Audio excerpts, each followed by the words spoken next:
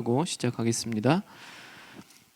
하나님 감사드립니다. 오늘도 우리가 수요일 저녁에 주님을 알아가기 위해서 함께 모이고 또 온라인으로 참여하며 우리가 함께 듣고 배우는 시간을 갖습니다. 지혜를 주시고 깨닫게 하여 주셔서 우리가 주님을 더욱더 깊이 알아갈 수 있도록 도와주시고 우리가 주님을 알아갈수록 우리의 삶이 윤택하게 하시고 우리의 삶이 풍성하게 하여 주셔서 하나님의 자녀로 존귀하게 살아갈 수 있는 우리 모두가 될 수 있도록 인도하여 주시옵소서.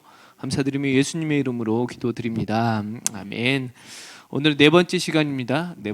오늘 네 번째 시간의 주제는 지혜의 하나님을 아는 지식입니다. 그래서 지혜, 하나님의 지혜에 관해서 말씀을 통해서 또 하나씩 나눠보려고 합니다. 지혜라는 단어는 들어보셨을 거예요. 우리 생활의 어떤 지혜, 그리고 삶의 지혜. 근데 지혜라는 단어를 인터넷 사전 조사로 제가 살펴보니까 이런 뜻을 갖고 있습니다. 사물의 이치를 빨리 깨닫고 사물을 정확하게 처리하는 정신적 능력, 이렇게 나와 있습니다. 그러니까 쉽게 말하면 어떤 지식이 있으면 그걸 활용하는 걸 지혜라고 생각하시면 될 것 같아요. 제가 음악을 대학교 때 시작을 했습니다. 늦게 시작했죠. 21살 때 이제 음악을 시작을 했는데 가장 어려웠던 게 이론이었어요. 이론. 화성학을 배우는데 도무지 무슨 소린지를 모르겠더라고요. 너무 어려워서 숙제 하나를 하면은 새벽 2시, 3시까지 숙제를 막 하고 그랬거든요. 근데 이론을 잘 배우고 나서 이제 커서 계속 그 이론을 가르칠 기회가 생겼어요. 제가 이제 기타를 전공을 했기 때문에. 그래서 기타를 가르쳐도 저는 악기만 가르치는 게 아니고요. 그 이론을 가르칩니다. 먼저 이론을 가르치고 그다음에 이론에 근거해서 화성학을 가르치고 기타까지 가르치는데 그렇게 가르치다 보니까 저만의 가르치는 방법이 생기고 이론에 대한 풍성함도 생기더라고요. 그러니까 이런 풍성함과 가르치는 것은 지식일까요? 지혜일까요? 이런 건 지혜라고 하는 거죠. 지식은 21살 때 배웠는데 그걸 누군가를 가르치면서 점점 다양하고 풍성하게 알 수 있고 가르칠 수 있는 그런 상태를 지혜라고 하는 거죠. 어렸을 때도 마찬가지고 지금도 마찬가지예요. 어르신들 보면요, 종이나 돈을 세실 때 손에 뭘 묻히신지 아세요? 그렇죠? 해보셨죠? 이게 근데 제가 되게 재밌는 게 어렸을 때 이렇게 봤을 때 이렇게 좀 지저분하게 돈에 침을 묻혀. 그리고 그 침 묻힌 돈을 또 어떻게 해요? 세뱃돈으로 준단 말이죠. 지금으로 하면은 코로나 이런 시기에 그렇게 하면 어떻게 해요? 큰일 나는 거죠. 근데 어렸을 때는 왜 저럴까 했어요. 근데 저도 이제 크다 보니까 무의식적으로 어느 순간 뭔가를 이렇게 종이나 돈을 셀 때 손이 어디로 갈까요? 입으로 가더라고요. 이거는 진짜 이건 지식을 떠나서 이건 어른들의 놀라운 지혜다라는 걸 깨달았죠. 침을 바르는 순간 정말 잘 세져요. 정말 잘 세져요. 돈이 정말. 그러니까 이런 게 뭐예요? 지혜인 거죠. 이점 우리가 살아가면서 습득되는 많은 어떤 것들을 지혜라고도 합니다. 오늘 주제는 누구에 관한 지혜예요? 하나님에 관한 지혜예요. 하나님. 그럼 하나님의 지혜는 과연 어떨까? 우리 말씀을 한번 볼까요? 로마서 11장 33절을 같이 보겠습니다. 로마서 11장 33절입니다. 신약성경 로마서 11장 33절. 우리 함께 읽어보도록 하겠습니다. 시작. 깊도다 하나님의 지혜와 지식의 풍성함이여 그의 판단은 헤아리지 못할 것이며 그의 길은 찾지 못할 것이로다. 아멘. 성경 분명하게 말씀합니다. 하나님의 지혜는 어떻다? 깊다. 그리고 풍성하다. 세상의 지혜는 얄팍합니다. 그러니까 얕아요. 아무리 세상의 지혜가 뛰어나다고 하더라도 깊은 지혜는 존재하지 않습니다. 그러나 하나님의 지혜는 깊고 풍성합니다. 하나님의 지혜를 경험할 때 비로소 우리는 깊은 사람이 될 수 있고요. 깊이 있는 삶을 살기 위해서는 깊이 있는 하나님을 또 만나야 합니다. 그리고 그 깊이가 있다는 것은 무엇을 의미하냐? 그것은 근원을 살피는 것이기 때문에 그래요. 그러니까 하나님이 세상의 근원이시기 때문에 이해가 좀 되세요? 그러니까 하나님의 지혜의 그 깊다라는 것은 결국에는 우리가 근원을 발견한다라는 뜻이 되는 거죠.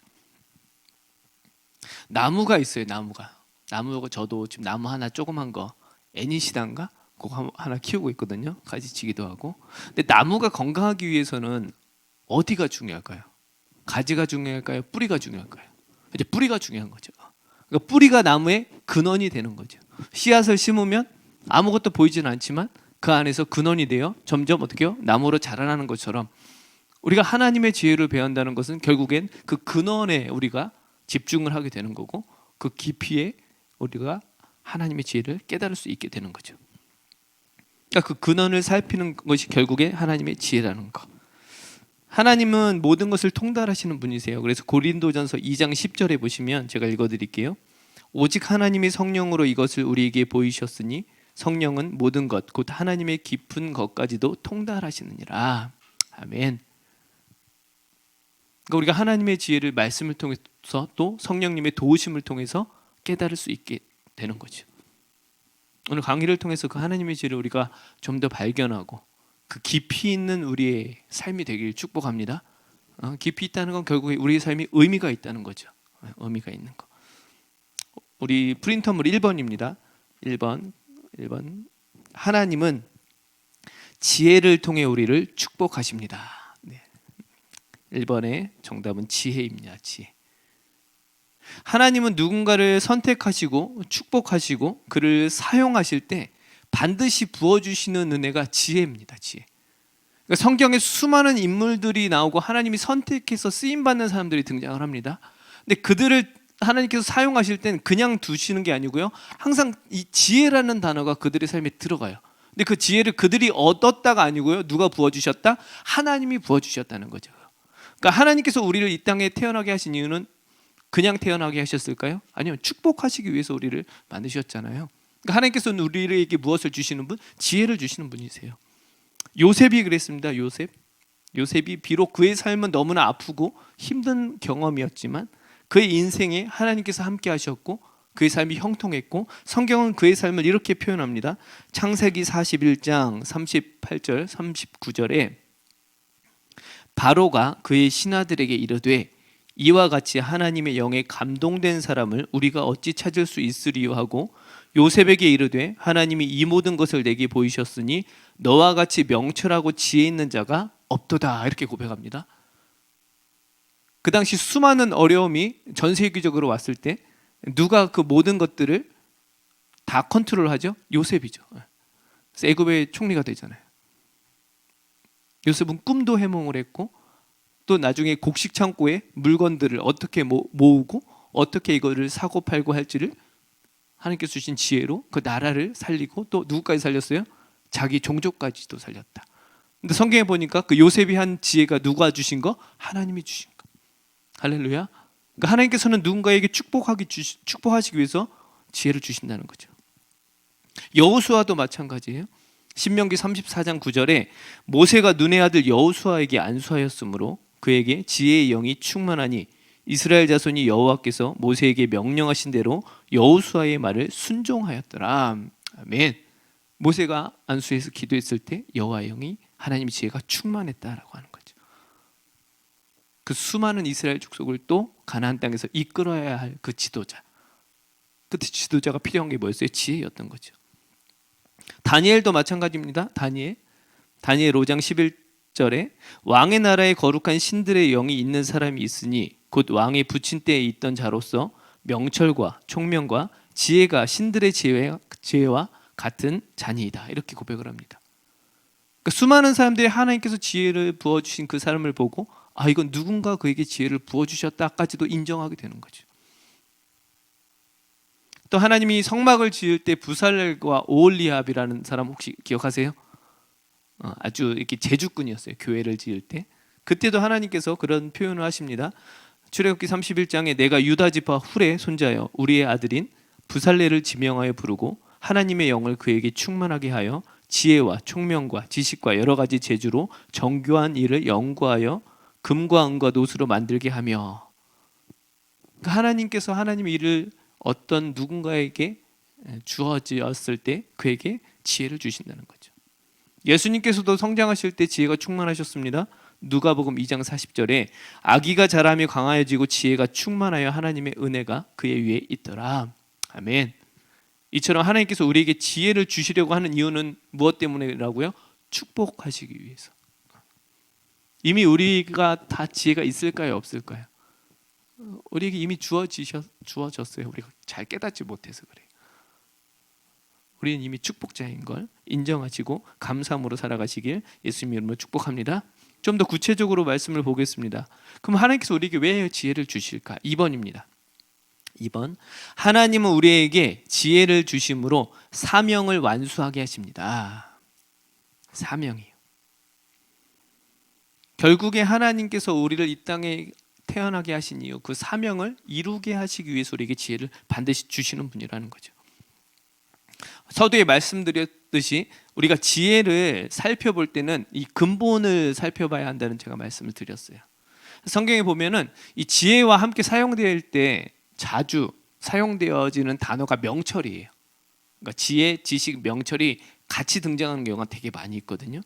잠언 2장 6절에 대저 여호와는 지혜를 주시며 지식과 명철을 그 입에서 내심이며 이렇게 표현합니다. 그러니까 명철이란 단어와 지혜, 지식이란 단어는 항상 붙어 다녀요. 그럼 이 명철이란 단어가 어떤 단어냐면 이해하다라는 단어의 뜻인데요. 영어로 말하면 understand라는 뜻이 있습니다. 그러니까 영어 이 under는 아래고 stand는 이렇게 서다라는 뜻이거든요. 그러니까 합쳐서 해석하면 아래에서 서서 본다 이런 뜻이에요. 그러니까 이 명철이란 단어는 그 아래서 밑바닥부터 무언가를 구체적으로 자세히 살핀다 이런 뜻이 있습니다.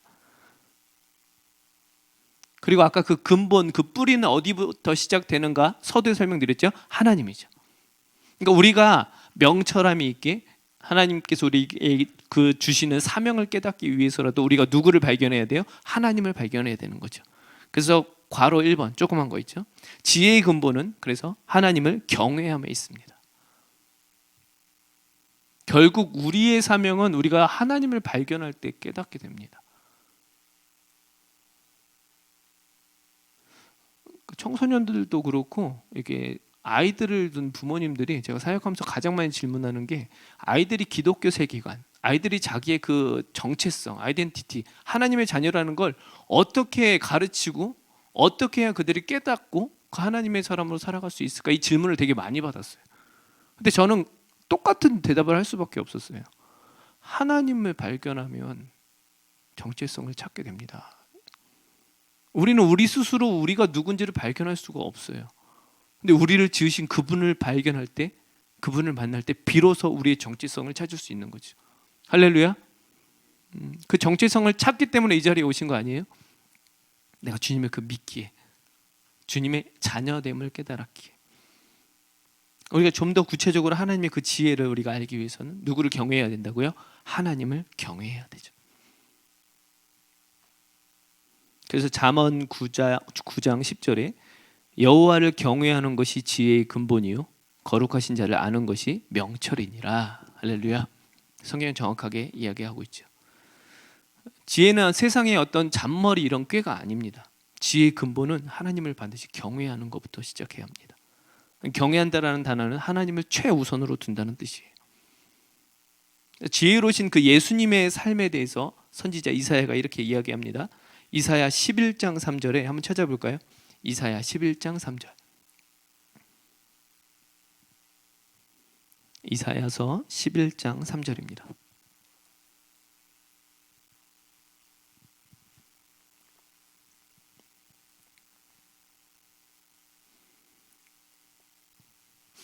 찾으셨어요? 구약성경 이사야 11장 3절. 우리 같이 볼까요? 시작. 그가 여호와를 경외함으로 즐거움을 삼을 것이며 그의 눈에 보이는 대로 심판하지 아니하며 그의 귀에 들리는 대로 판단하지 아니하며. 장차 오실 그 예수 그리스도에 대해서 선지자 이사야가 예언을 하는 거죠. 그분은 어떤 분이다? 그가 여호와를 경외함으로 즐거움을 살 것이다. 하나님을 경외한다는 건 결국에 최고의 가치로 둔다. 예배를 표현합니다. 그래서 예배라는 단어가 영어로는 워십이거든요. 들어보셨어요 혹시 단어? 워십. 워십이라는 단어가 월스와 십이 합쳐진 단어예요. 그러니까 월스는 가치라는 뜻이거든요. 그리고 십은 어떤 신분이라는 뜻이에요. 그러니까 최고의 신분으로 바라본다라는 뜻이 워십의 뜻입니다. 그 예배라는 뜻이에요. 하나님을 최상으로 두는 것. 성경에 이 경외라는 단어가 좀 극적으로 등장할 때가 아브라함이 이삭을 바쳤을 때였어요. 아브라함이 이삭을 바쳤을 때. 하나님께서는 아브라함에게 아주 늦게 아들을 주시죠. 친아들 이삭을 주시고. 근데 하필이면 또 이삭을 뭐예요? 바치래요. 거기서 바치다라는 건 예배 드리라는 거였어요. 이삭을 제물로 바쳐서 예배를 드려라. 그 애지중지한 독자 이삭을 아브라함은 최상의 가치로 분명히 여겼을 거라고요. 처음에는 너무 귀하잖아, 아이들 태어나면. 근데 하나님께서는 누구를 최우선으로 여겨라? 나를 최우선으로 여겨야 한다 하고 아들을 바치라고 하십니다. 근데 아브라함이 어떻게 해요? 순종하지 않아요? 순종합니다. 그리고 종들한테 이야기합니다. 아들을 데리고 내가 예배하러 올라갔다 내려오겠다. 그래서 아들을 바치려고 할 때 하나님께서 말리시죠. 그리고 하나님께서 하시는 말씀이 성경에 기록이 되어 있습니다. 창세기 22장 12절입니다. 같이 찾아볼까요? 너무나 유명하고 또 잘 아시는 구절이에요. 창세기 22장 12절.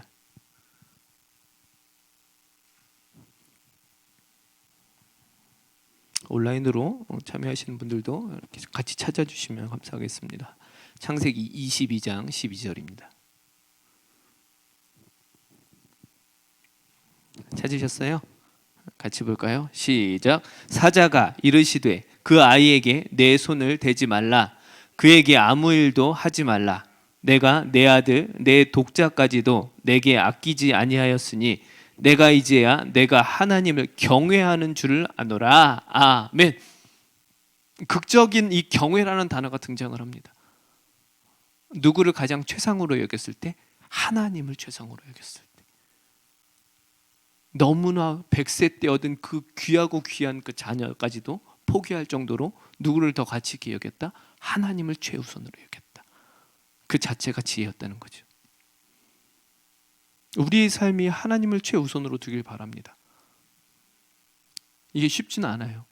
근데 우리가 주님이 주시는 그 지혜를 깨닫기 위해서라도 날마다 매일의 삶에 결심해야 될 부분이 하나 있다면 그거는 내 인생을 하나님을 가장 우선으로 여겨야 된다는 거죠. 그런 인생이 되시길 예수님의 이름으로 축복합니다. 두 번째는 지혜란 하나님이 맡기신 사명을 완수하는 능력입니다. 네. 괄호 2번이죠. 지혜란 하나님이 맡기신 사명을 완수하는 능력. 참된 지혜는 사명과 관련이 있습니다. 그리고 사명은 하나님의 부르심과 관련이 있고요. 그리고 사명은 하나님이 우리에게 주신 그 재능과 은사와 밀접한 관계가 있습니다. 어떤 은사를 주시고 그 은사를 사용함으로 하나님의 사명을 감당하게 하시는 거죠. 하나님께서 솔로몬을 칭찬하시고 부와 재물과 영광을 덤으로 주십니다. 덤으로. 그 이유는 무엇일까요? 너무나 잘 알죠? 하나님이 꿈에 나타나셔서 솔로몬에게 너 무엇이 필요하냐 이렇게 물어보시죠. 그때 너무나 잘 알죠? 솔로몬이 무엇을 구해요? 그렇죠. 성경을 좀 더 구체적으로 봐야 돼요. 우리 역대하 1장 10절 한번 찾아볼까요? 거기서 나온 단어들이, 그러니까 지혜만 구한 것이 아니고요. 역대하 1장 10절입니다.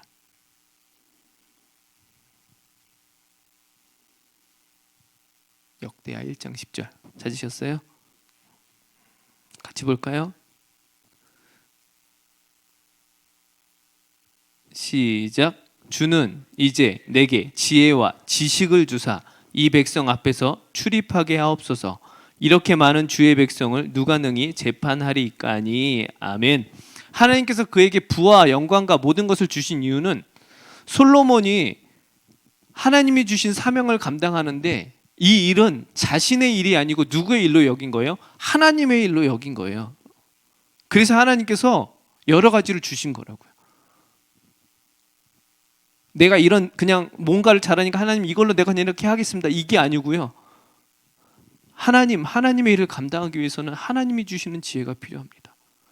그리고 내가 지금 왕으로서 감당을 해야 되는데 나와 함께하는 이 백성들은 내 것이 아니라고 고백을 합니다. 역대하가 1장 10절에 보면 이렇게 많은 주의 백성을 누가 재판할 수 있습니까? 이게 엄청나게 멋진 고백이에요. 내 소유가 아니었다고요. 하나님의 것인데요. 하나님의 계획하시는 하나님의 역사에 나는 동참하는 것뿐인데 일을 하기 위해서는 무엇이 필요하다? 하나님이 주시는 지혜가 필요합니다. 물론 하나님께서 주신 이 기뻐하신 일을 내가 할 수 있어서도 너무나 감사하지만 이것은 하나님께서 계획하시고 역사하신 일에 나는 도구로서 사용되어지는 것뿐인데 내가 할 수 있는 건 없고요. 주님이 지혜를 주시면 그때 비로소 감당할 수 있을 것 같아요. 이런 고백이었다고요. 내가 잘나서? 아니요. 나는 이름도 없고 빛도 없지만 하나님의 지혜로 다스릴 수 있습니다. 하나님이 나를 이곳의 사명자로 세워주셨다면 지혜를 주소서, 이 고백이라고요. 그러니까 하나님께서 얼마나 기뻐하실까요? 하나님이 일을 한다는데. 그래서 부르심 밑에 괄호 있죠? 조그만 거. 지혜란 지식을 활용할 수 있는 능력입니다. 지식을 활용할 수 있는 능력. 그래서 아까 솔로몬이 구할 때 내게 지혜와 지식을 주사. 지혜 없이 지식이 있을 수 없고 지식 없이 지혜가 있을 수 없습니다. 동전의 양면 같은 거죠. 그리고 이 솔로몬이 받은 지혜와 지식에 대해 열왕기상은 조금 다르게 표현을 합니다. 역대하에서는 지혜와 지식이었는데 열왕기상 3장 9절 10절에는 제가 읽어드릴게요. 누가 주의 임하는 백성을 재판할 수 있사오리이까 듣는 마음을 종에게 주사 주의 백성을 재판하여 선악을 분별하게 하옵소서. 솔로몬이 이것을 구하매 그 말씀이 주의 마음에 든지라. 아멘. 열왕기상에서는 이 단어를 듣는 마음으로 표현합니다.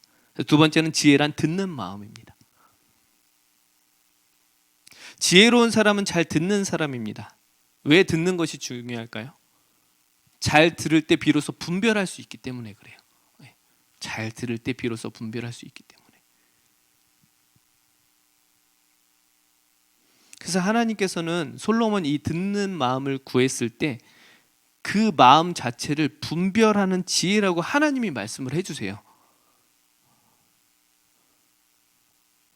하나님이 솔로몬이 듣는 마음을 구했을 때 그 마음을 지혜롭게 그 분별하는 그 지혜라는 표현을 하십니다. 열왕기상 3장 11절 12절에 아까 10절에는 솔로몬이 구한 거예요. 듣는 마음. 그때 하나님께서 이제 대답하시는 거예요. 오직 송사를 듣고 분별하는 지혜를 구하였으니 내가 내 말대로 내게 지혜롭고 총명한 마음을 주노니. 그러니까 지혜란 분별력입니다. 세 번째 괄호예요. 첫 번째는 지식을 활용할 수 있는 능력, 두 번째는 지혜란 듣는 마음, 세 번째는 지혜란 분별력. 결국 지혜가 있어야 어떤 지식을 얻어도 활용을 할 수 있고 또 어떻게 해요? 듣는 마음, 그런 마음도 생길 수 있는 거고요. 분별력이 생길 수 있는 거죠. 그럼 분별력이 왜 중요할까? 솔로몬에 있어서는 왜 분별력이 중요했을까요? 무엇 해야 되기 때문에? 왕으로서 판단을 해야 되기 때문에. 올바로 판단을 해야 되기 때문에 분별력이 필요했습니다. 그래서 하나님께서 말씀하시는 거예요. 듣고 분별하는 지혜를 주겠다. 그리고 마지막은 지혜란 올바로 선택할 수 있는 능력입니다. 선택이. 그 분별을 함으로써 뭐 하는 거예요? 결과를 내야 되는 거죠. 선택. 그러니까 솔로몬의 입장에서는 이것이 반드시 필요한 거였어요. 이 지혜가 필요한 거였다고요. 지식도 필요했고 듣는 마음도 필요했고 분별력도 필요했고 결론적으로는 뭐예요? 그걸 선택을 해야 되는 거죠. 그래서 우리가 잘 아는 솔로몬의 사건, 아이가 엄마 찾는 사건 너무나 잘 알죠? 그렇죠? 아이가 둘 있었고 엄마도 둘 있었는데 한 아이가 죽죠. 두 명의 엄마가 찾아와서 이 아이는 네 아이다, 내 아이다 서로 막 우기기 시작했을 때 솔로몬이 어떻게 하죠? 너무나 잘 알죠? 어렸을 때부터 하도 많이 들어서 칼 가져와라. 그래서 어떻게 해요? 반 잘라서 양쪽으로 나눠줘라. 그때 어떻게 해요? 진짜 엄마가 울면서 차라리 저 여인에게 이 아이를 주세요. 그때 솔로몬이 어떻게 해요? 이 엄마가 진짜 엄마다. 그리고 나서 수많은 사건이 성경에 기록은 돼 있지는 않지만 성경에 기록된 사건은 수많은 전 세계의 나라 사람들이 솔로몬의 지혜를 배우러 왔다 표현합니다. 궁금해서 오는 거죠. 아마 수많은 문제들도 가져오지 않았을까요? 각각 나라에 이런 문제는 어떻게 해결해야 되는가? 누구를 찾아간 거죠? 솔로몬. 그때 솔로몬이 어떻게 하는 거죠? 분별력 있게. 누구로부터 오는 지혜로? 하나님으로부터 오는 지혜로. 엄청난 거죠.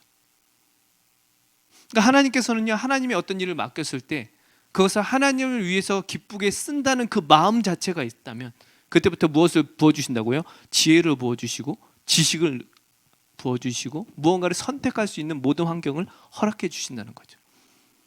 저도 그래서 저의 삶을 이렇게 곰곰이 살펴봤는데 진짜 그러셨더라고요. 강의 준비하면서 나의 인생도 하나님께서 이렇게 인도하셨구나, 감사하더라고요.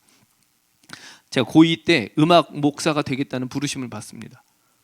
고2 때 찬양하는 가운데. 근데 음악을 언제부터 시작했어요? 대학교 때. 근데 음악에 뭐 재능도 있는 것도 아니었고 뭐 감도 있는 것도 아니었고, 근데 그 마음을 하나님께서 불어 넣어 주셨어요. 기타 코드 몇 개만 칠 수 있을 정도였는데, 근데 대학교에 갔는데 대학교 2학년 때 실용음악과가 생기는 거예요. 학교에 갑자기. 그때 제가 어떻게 했을까요? 이거는 하나님께서 나를 위해 우리 학교에 이런 과를 만들어 주신 거다. 복수 전공으로 해요. 그때부터 음악을 배웁니다. 근데 그때부터 하나님께서 지혜를 주시는데 악기를 할 수 있는 모든 환경을 허락해 주시더라고요. 실력은 안 되는데 기타 치는 사람이 몇 명 없게 하셔서 제가 모든 수업에 기타로 다 참여할 수밖에 없는 상황을 만들어 주시더라고요. 그때부터 연습을 하고 기타 이론을 배우고 합주를 하는데 실력이 점점 늘어나기 시작하죠. 전 하나님께 주신 그 부르심의 마음 분명히 있었기 때문에. 근데 어떤 기회가 있던 것도 아니고 돈이 많았던 것도 아니고, 어떤 예체능을 하려면 돈이 많이 들어가잖아요. 그런 여건이 되는 것도 아니지만 이 복수 전공이 됐기 때문에 학교 등록금은 동일하게 내고 전공만 2개 딸 수 있는 거죠. 이런 상황 하나님께서 허락하시더라고요. 그때부터 은사를 주시고 지혜를 주시고, 그래서 제가 지금 기타를 칠 수도 있고 누군가를 가르칠 수도 있는, 또 교회에서 음악으로 이렇게 은사로 사용할 수 있는 그런 사역을 감당할 수 있는 게 하나님께서 부어주신 그 지혜 때문에 이런 거죠.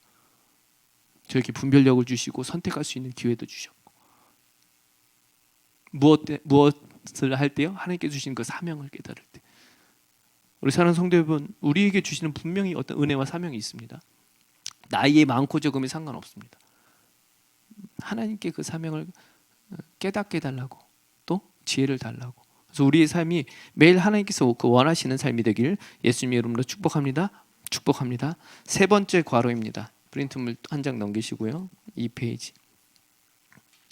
3번째, 지혜를 얻는 법을 배우는 것이 지혜입니다. 지혜를 얻는 법을 배우는 것이 지혜입니다. 지혜도 배워야 돼요. 배워야 돼요. 그럼 어떻게 우리는 지혜를 얻을 수 있을까? 무엇을 배워야 하는가? 성경의 말씀에 나오는 근거대로 하나씩 살펴보려고 합니다. 3-1번입니다. 3-1번. 예수님을 영접하고 성령 충만을 받을 때 지혜를 얻게 됩니다. 지혜의 근원은 하나님이시라고 했어요. 그렇죠? 그러니까 우리가 하나님을 받아들일 때 비로소 지혜를 얻게 되는 거죠.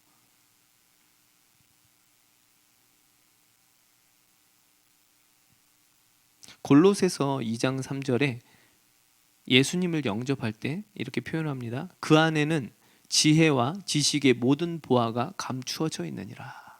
아멘. 누가 안에요? 예수 그리스도 안에. 그러니까 우리가 주님을 영접할 때 우리 안에 이제 누가 함께 하시죠? 성령님이 함께 하시죠. 우리 내주하시는 성령님이라고 하는데, 그때부터 우리가 뭐가 되는 거예요? 지혜를 얻게 되는 거죠. 예전에 그 매트릭스라는 영화 보셨어요? 혹시 보셨어요? 키아누 리브스 나오고, 안 보신 분도 혹시 보신 분도 계시고, 그러니까 뭐 이렇게 뒤에다가 이렇게 뭘 꽂으면 가상현실로 들어가요.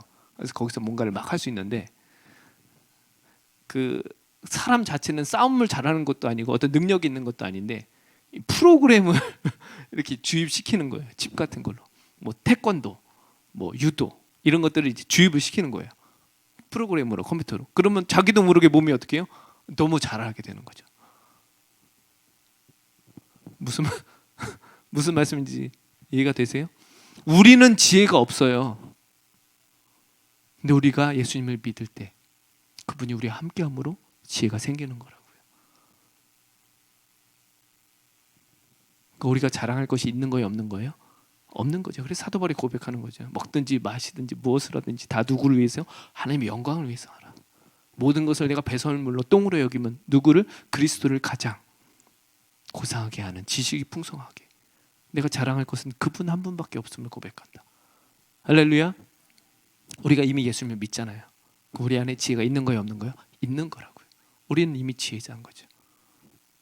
그러니까 우리에게 충분히 분별할 수 있는 능력이 있는 거예요, 없는 거예요? 있어요. 그걸 믿음으로 기도하시고 삶을 살아가셔야 돼요. 두 번째 3-2번입니다. 그럼 지혜는 어떻게 배울 수 있고 어떻게 얻을 수 있는가? 두 번째예요. 말씀 묵상을 통해 지혜를 얻게 됩니다. 첫 번째는 예수님을 영접함으로. 두 번째는 말씀 묵상을 통해서 지혜가 더 풍성하게 되는 거죠. 지혜가 하나님으로부터 임하기도 하지만 또한 우리는 지혜를 배워야 합니다. 말씀을 깊이 묵상할 때 말씀 속에 담긴 지혜가 충만하게 됩니다. 골로새서 3장 16절 말씀에 제가 읽어드릴게요. 그리스도의 말씀이 너희 속에 풍성히 거하여 모든 지혜로 피차 가르치며 권면하고 시와 찬송과 신령한 노래를 부르며 감사하는 마음으로 하나님을 찬양하고. 아멘. 그리스도의 말씀이 너희 속에 풍성히 거할 때 비로소 피차 가르칠 수 있고 시와 찬송과 신령한 노래를 부를 수 있고 감사하는 마음으로 하나님을 찬양할 수 있겠다. 그러니까 우리가 기도하는 거, 우리가 찬양할 수 있는 거, 우리가 믿음 생활할 수 있는 거, 이게 지혜가 없으면 돼요, 안 돼요? 안 되는 거예요. 하나님께서 부어주신 그 지혜 때문에 가능한 거라고요. 근데 우리에게 이러한 삶이 더 풍성하기 위해서는 무엇이 반드시 필요해요? 말씀 묵상이 필요한 거예요. 말씀 묵상이. 그래서 날마다 큐티하고 날마다 말씀을 읽고 이게 너무나 중요해요. 너무나 중요한 이유는 그래야 우리가 지혜자로 살아갈 수 있기 때문에 그렇습니다. 다윗이 수많은 어려움과 아픔이 있었습니다. 그의 인생은 정말로, 저는 그래서 우리 자녀는 다윗처럼 되게 해주세요 이렇게 기도 안 해요. 솔로몬처럼 되게 해주세요 저는 그런 기도 잘 안 해요. 그 인생이 나와 있잖아요. 성경에 뻔히 나와 있는데 다윗처럼 되면은 10년 동안 도망 다닐 수 있어요? 자녀가 무슨 빚에 무슨 뭔가의 눌림으로 10년 동안 도망 다니면서 하나님을 더 깊이 만나게 해주세요 이렇게 얘기할 수 있냐고요.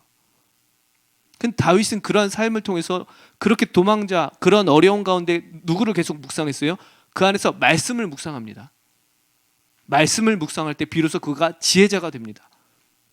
그리고 그로부터 얻은 그 지혜와 모든 것들을 말씀으로 기록하고 다윗이 특별히 시편을 많이 기록했어요. 시편에 그 고백이 나옵니다. 한번 찾아보겠습니다. 시편 119편 97절로 100절입니다. 시편 119편 97절부터 100절. 시편 119편 97절부터 100절까지.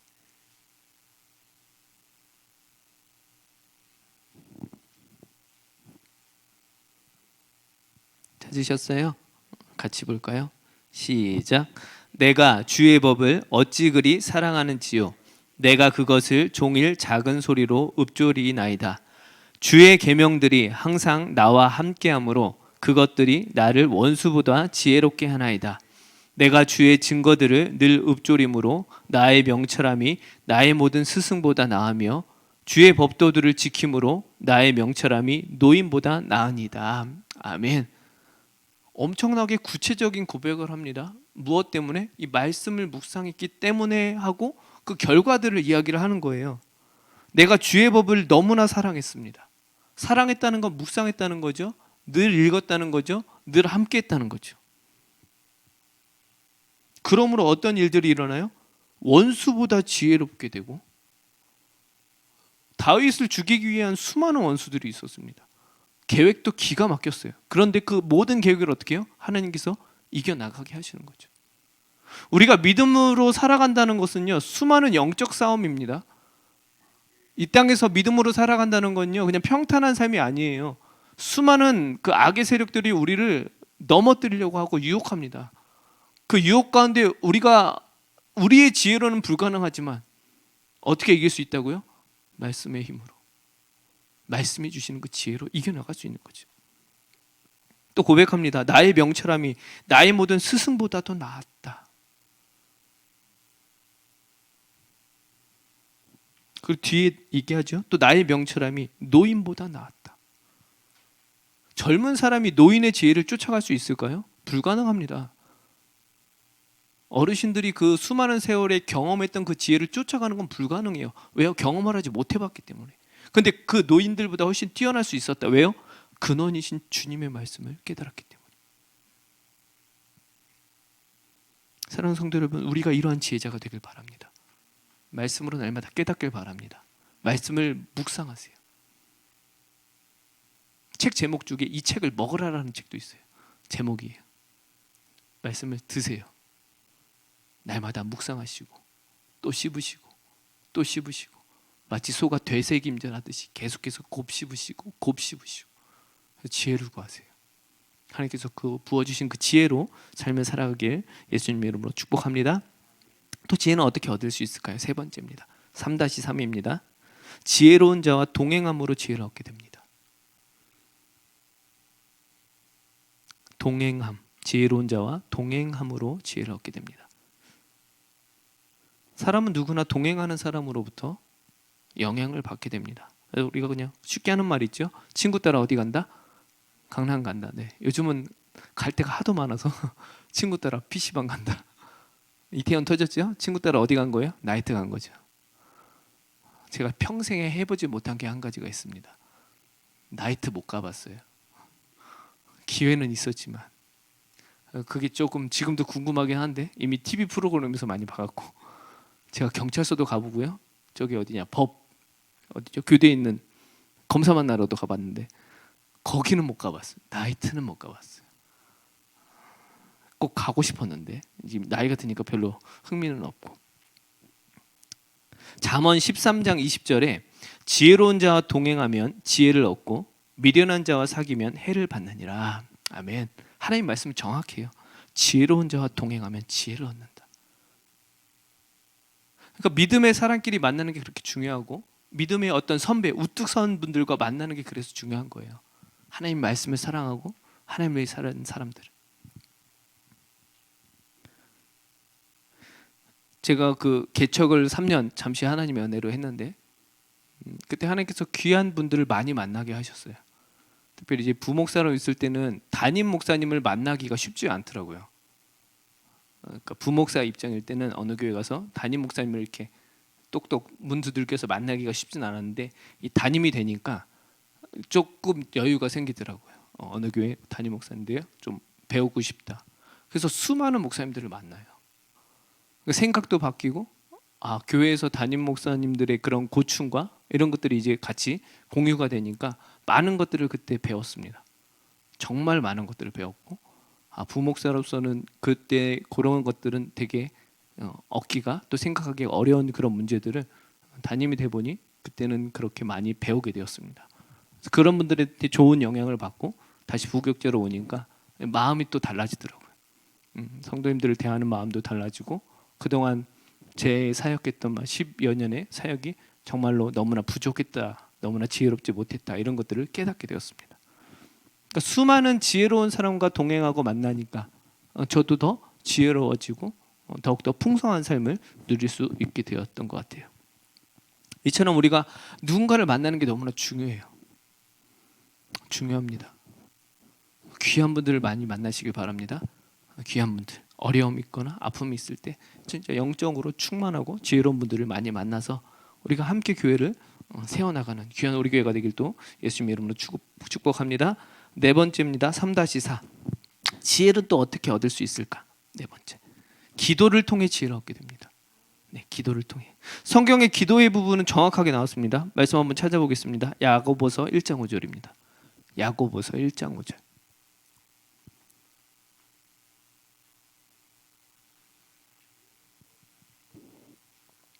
야고보서 1장 5절. 너무나 잘 아시는 말씀이고 하나님의 약속이죠. 야고보서 1장 5절. 찾으셨어요? 네, 같이 볼까요? 시작. 너희 중에 누구든지 지혜가 부족하거든 모든 사람에게 후히 주시고 꾸짖지 아니하시는 하나님께 구하라. 그리하면 주시리라. 아멘. 이거 하나님께서 하신 약속이에요. 지혜는 기도하는 자는 반드시 하나님께서 주시는 거예요. 네. 그러니까 무슨 어려움이 있을 때 뭐 하면 돼요? 우리는요, 기도하시면 돼요. 해결할 수 있는 지혜를 주시고 해결할 수 있는 상황을 허락하시는 분이 하나님이세요. 우리의 지혜로 해결하려고 하니까 안 되는 거예요. 그때는 기도하셔야 돼요. 언제까지요? 주실 때까지 해야죠. 뭔가를 선택하고 결정할 때는 반드시 기도해야 됩니다. 아니면 그 상황을 하나님께서 좋은 타이밍을 만들어 주시게끔 기도하셔야 돼요. 하나님 반드시 그 지혜를 주시는 분이십니다. 기도하시기 바랍니다. 무엇을 위해서요? 지혜를 위해서 기도하세요. 느헤미야가 있습니다. 성경에 느헤미야가 있는데, 느헤미야는 이 술 맡은 관원으로 포로 생활을 했지만 그날에서 괜찮게 살았어요. 근데 느헤미야 아픔이 있었죠. 동족과 아는 사람들로부터 예루살렘이 불타고 성이 점점 무너진다는 소식을 들었을 때 느헤미야 마음이 어떻게 해요? 너무나 아팠죠. 그때 그에게 사명이 생깁니다. 어떤 사명이요? 내 고향을 회복하고 싶은 사명. 누가 부어주신 거예요? 하나님이 부어주신 거죠. 그러면 그때 그 지혜들을 기도했을까요? 안 했을까요? 느헤미야가 기도합니다. 순간순간 계속 기도합니다. 무엇 때문에? 지혜 때문에. 그래서 이제 왕한테 나아가죠. 느헤미야가 항상 너무 걱정하고 있는 표정이 있으니까 왕이 불러서 너 무슨 문제 있냐 물어보는 거죠. 그 당시 술 맡은 관원이면 엄청난 거예요. 우리나라 조선 왕조 막 이런 사극을 봐도 독 타서 막 이렇게 죽이는 경우 많잖아요. 술 맡은 관원이라 하면 미리 왕에게 음식이 가기 전에 어떻게 해요? 중간에서 이렇게 대신 먹는 그런 역할을 한 거죠. 그러니까 왕이 정말로 신임 하는 사람 아니면 아무나 그 자리에 세우지 않는단 말이죠. 근데 느헤미야 얼굴이 너무 근심이 가득하니까 왕이 부르죠. 무슨 일이냐 얘기 좀 해라. 그때 느헤미야가 어떻게 했을까요? 기도합니다. 느헤미야 2장 4절에 왕이 내게 이르시되 그러면 내가 무엇을 원하냐 하시기로 내가 곧 하늘의 하나님께 묵도하고 이렇게 나옵니다. 뭐 한 거예요? 기도한 거예요.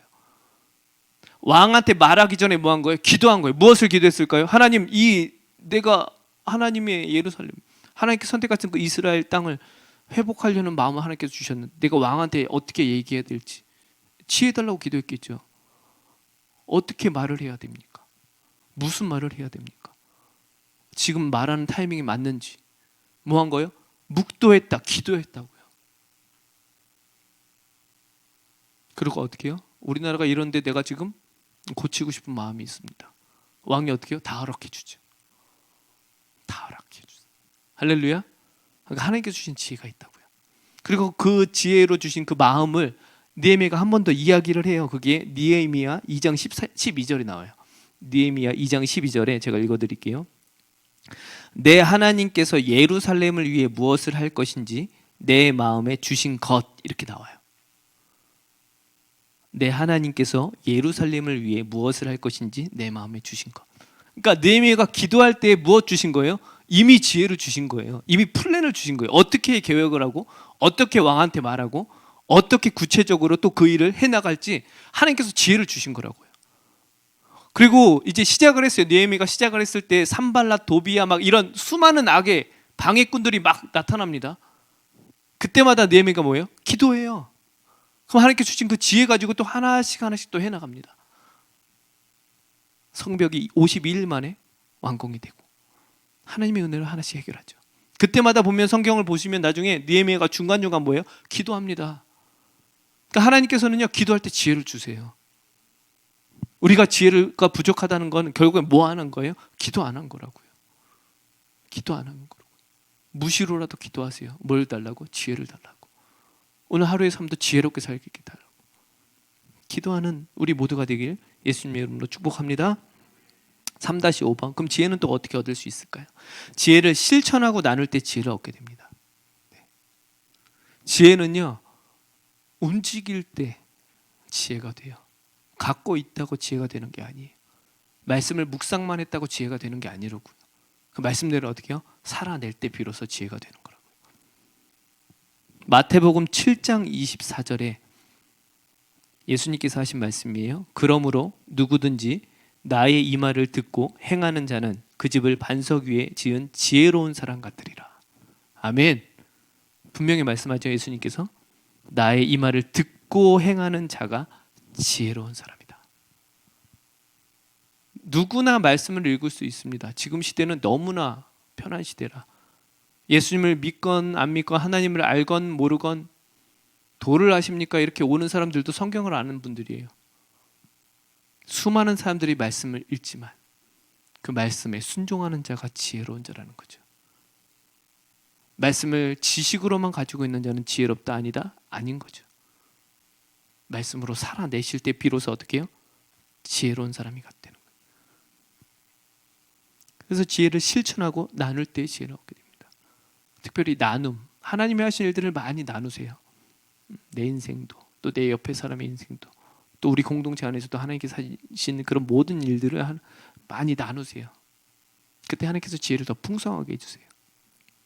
나눔이 왜 중요하냐면요, 하나님께서 각 사람에게 주신 은혜가 다 같을까요? 다 다를까요? 다 달라요. 되게 재밌어요. 하나님은 만약 10명이 있다면 10명에게 부어주신 은혜는 각자 또 다 달라요.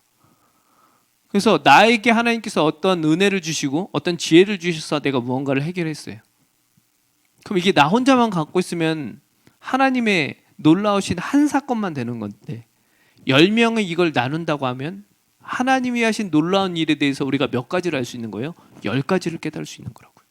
그래서 나눔이 중요해요. 그래서 공동체가 중요한 거고요. 왜요?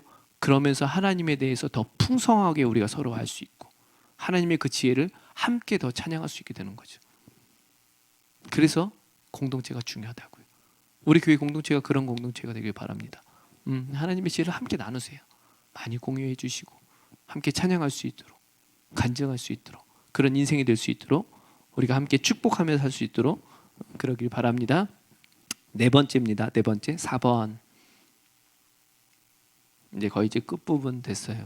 하나님의 지혜는 창조와 구속에 집중되어 있습니다. 창조와 구속. 성경을 좀 전체적으로 봤을 때의 부분이에요. 우리가 오늘 주제는 하나님의 어떤 지혜의 부분에 대해서 우리가 연구를 하는데, 앞부분은 어떤 사명과 지혜를 통해서 하나님께서 우리들의 삶이 어떻게 풍성할지에 대해서 살펴봤다면, 이제 하나님의 입장에서 보는 거예요. 하나님의 지혜. 그럼 하나님은 이 온 세계를 어떻게 끌고 가시는가에 대해서 두 단어로 정리를 하면 이 창조와 구속입니다. 왜 그런지 말씀으로 같이 나눌게요. 첫 번째, 괄호 1번입니다. 하나님은 지혜로 모든 만물을 창조하셨습니다. 근원이 지혜이신 분이 모든 것을 창조하셨어요. 요한복음 1장 2절 3절에 그가 태초에 하나님과 함께 계셨고 만물이 그로 말미암아 지은 바 되었으니 지은 것이 하나도 그가 없이는 된 것이 없느니라. 지혜로 만물을 창조하셨어요. 그러니까 모든 것은 질서가 있었고 모든 것은 어려움이 없었어요. 골로새서 1장 16절 17절에도 말씀이 나옵니다. 만물이 그에게서 창조되되 하늘과 땅에서 보이는 것들과 보이지 않는 것들과 혹은 왕권들이나 주권들이나 통치자들이나 권세들이나 만물이 다 그로 말미암고 그를 위하여 창조되었고 또한 그가 만물보다 먼저 계시고 만물이 그 안에 함께 섰느니라. 결국 만물의 근원은 누구다? 하나님이셨고 하나님이 지혜로 모든 것을 창조하셨다. 그럼 왜 하나님이 창조하셨을까? 너무나 잘 알죠. 누구 때문에? 우리들 때문에요. 하나님의 자녀 때문에. 창세기 1장 26절 27절 하나님이 이르시되 우리의 형상을 따라 우리의 모양대로 우리가 사람을 만들고 그들로 바다의 물고기와 하늘의 새와 가축과 온 땅과 땅에 기는 모든 것을 다스리게 하자 하시고 하나님이 자기 형상 곧 하나님의 형상대로 사람을 창조하시되 남자와 여자를 창조하시고. 아멘. 하나님이 지혜로 모든 것을 창조하신 이유가 누구 때문이라고요? 하나님의 형상을 닮은 우리 때문에. 이게 하나님의 지혜였다고요. 근데 무엇이 이거를 뒤집어 나아가기 시작해요? 죄. 죄 때문에 창조의 질서가 깨집니다. 근데 하나님의 지혜는 변함이 없으셨어요. 비록 우리는 죄인으로 타락을 했지만 그때부터 하나님의 지혜가 바뀌기 시작합니다. 집중되는 곳이 바뀌는 거예요. 창조에서 이제 무엇으로 바뀌어요? 우리를 어떻게 살리실까? 그게 뭐예요? 구속이에요. 그래서 하나님의 지혜는 창조와 구속인 거죠. 이것은 은혜입니다. 그렇게 더럽고 허물 많은 죄인을 하나님께서 다시 살리실 계획을 갖는다는 것. 그게 괄호 2번입니다. 하나님은 지혜로 죄인된 우리를 구속하셨습니다.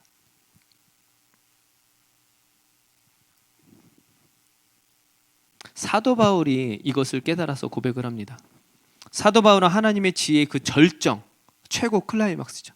절정을 십자가에서 죽으시고 부활하신 예수 그리스도에게서 발견을 합니다. 하나님의 완전한 지혜, 구속의 은혜. 고린도전서 한번 찾아볼게요. 1장 23절, 24절입니다. 말씀 한번 여기는 같이 찾아봐야 돼서. 고린도전서 1장 23절, 24절입니다.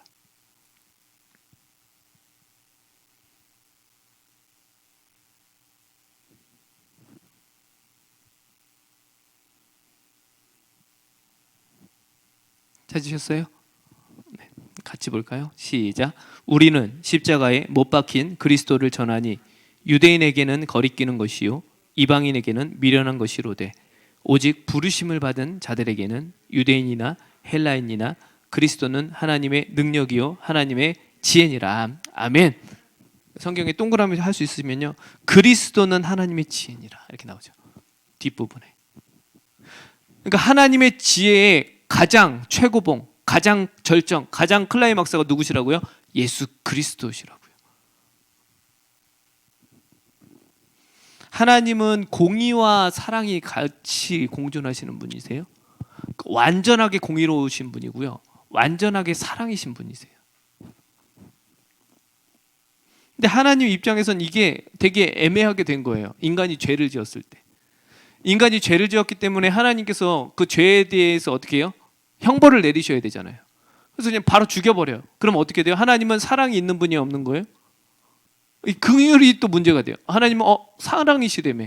사람들이 묻는 질문이 있잖아요, 이런 것들. 그러면 그냥 그래도 사랑으로 그냥 품어버렸어. 그럼 뭐가 또 걸려요? 하나님 입장에선 공의의 하나님이 걸리는 거죠. 하나님은 공의롭고 사랑이 넘으신 가득하신 분인데 어떻게 해야 돼요? 그래서 그 해결책으로 누구를 보내셨다고요? 독생자 예수 그리스도를 보내신 거라고. 우리를 대신해서 완벽한 죄인으로서 죽으셨고 사랑으로 그 죄인에게 은혜를 베풀어 주셔서 다시 하나님의 자녀 삼아 주신 거.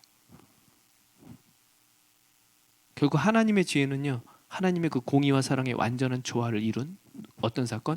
예수 그리스도의 사건으로 이루어졌어요. 그러니까 우리가 예수님을 발견하고 예수님을 만나는 게 너무나 중요합니다.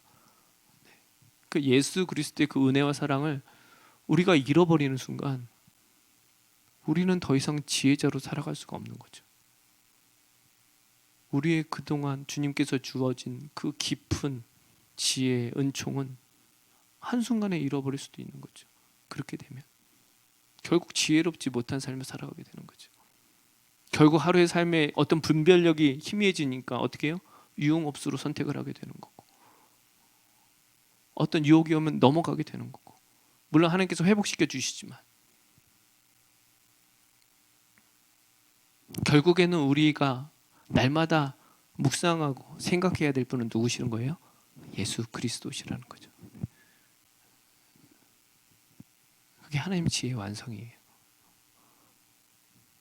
얼마나 주님을 생각하십니까? 얼마나 예수님을 묵상하십니까? 그리고 하나님께서는요, 되게 놀라운 게 그렇게 주님을 믿고 모인 공동체 뭐예요?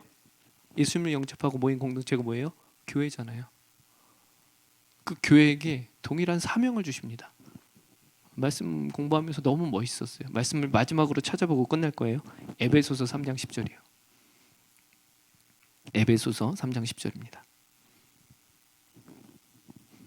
하나님께서 그 지혜로 하나님의 계획으로 하나님께서 무언가를 다 이끄실 수 있는데 하나님께서 놀라운 말씀을 하세요.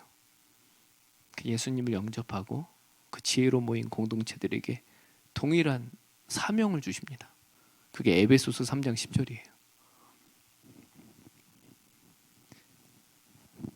찾으셨어요? 같이 볼까요? 시작.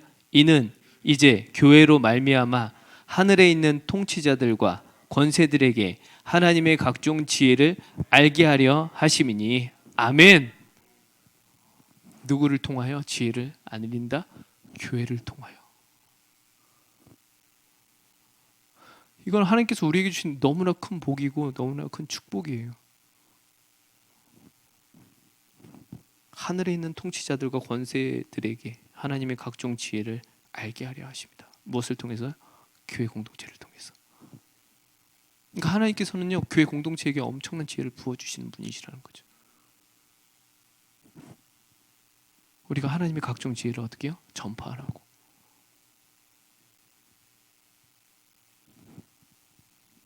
우리 교회, 우리 공동체 안에 이런 모습들이 회복되길 바랍니다. 이런 모습들이 하나님의 지혜가 충만한 교회. 남들이 딱 봤는데 뭔가 다른 거죠. 요셉 시대에 사람들이 요셉을 봤을 때 어떻게 저렇게 가능할까? 다니엘이 비록 포로였는데 쟤는 어떻게 저게 가능할까? 사자굴에 들어갔는데 안 죽어. 말이 되나? 고백하는 거죠. 쟤는 뭔가 신의 영이 충만한 자다. 결국 누구를 알리게 된 거예요? 그리스도 예수를 알리게 되는 거죠. 우리 교회가 그런 공동체가 되길 바랍니다. 기도로 지혜가 충만해지는 교회가 되길 바랍니다. 말씀 묵상으로 지혜가 충만해지는 교회가 되길 바랍니다. 간직하는 게 아니고 우리가 나눔으로써 하나님의 사랑을 더 풍성하게 지혜로서 알리는 교회가 되길 바랍니다. 우리 모두가 하나님의 그 은혜를 통해서 지혜의 통로가 되길 바랍니다. 그러길 바래요. 나만 아는 지혜가 아니고 주님이 주신 그 깊은 지혜로 풍성한 열매 맺는 우리 모두가 되길 예수님의 이름으로 축복합니다. 같이 기도하겠습니다. 하나님 감사드립니다. 하나님의 지혜가 너무나 깊고 너무나 풍성함을 알게 하심을 감사합니다.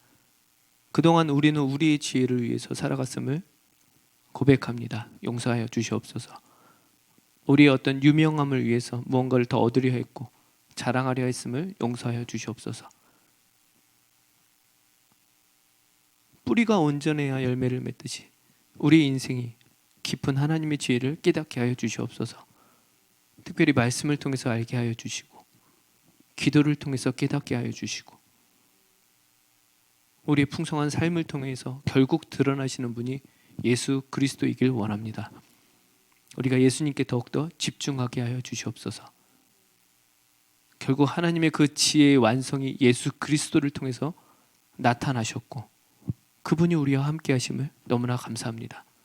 심지어 우리 교회 공동체를 통해서 하나님의 그 놀라운 지혜를 세상에 드러내려고 하시는 그 하나님의 놀라운 계획을 또 말씀을 통해서 알게 하심을 감사합니다.